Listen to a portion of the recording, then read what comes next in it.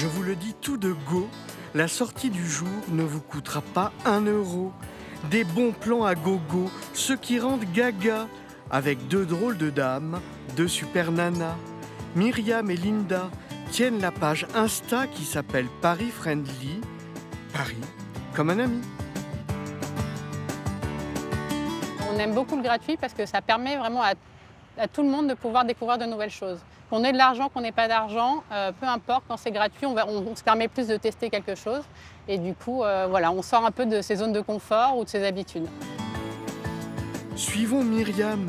En contrebas du Quai d'Orsay, un jardin un peu confidentiel, ouvert sur le bleu du ciel, comme une promesse de vacances éternelles.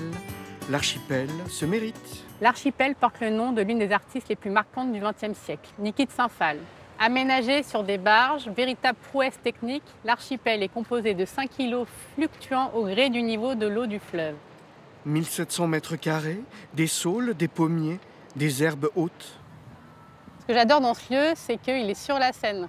Donc ça, je trouve ça extra. J'adore la Seine à Paris, je trouve que ça donne vraiment un cachet extraordinaire. Et le gros plus, c'est qu'il y a aussi des transats. Donc on peut s'allonger, prendre le soleil gratuitement devant en admirant la Seine. Linda et Myriam se connaissent depuis le collège. Il y a 18 ans, elles lançaient leur site internet suivi d'un compte Instagram. Des sorties gratos, de l'insolite pour pas cher, de la culture sans bourse déliée, comme ici au 59 Rivoli, un squat d'artistes au cœur de Paris. Vous pouvez visiter l'ensemble des 6 étages sur lesquels sont répartis les 30 ateliers. Voilà. Donc il y a un collectif d'artistes, il y en a 15 qui sont permanents et 15 qui tournent tous les 6 mois. Alors moi je vous conseille d'aller justement dans les mairies, dans votre mairie, où vous allez trouver plein d'activités qui sont gratuites, dans les bibliothèques également. Vous avez aussi, si vous avez en fait des lieux que vous aimez, demandez-leur en fait s'ils ont des soirées, des événements qui sont gratuits. Et aussi, bien sûr, c'est de bouche à oreille, donc n'hésitez pas à demander à vos amis, parce qu'on a tous au moins un bon plan.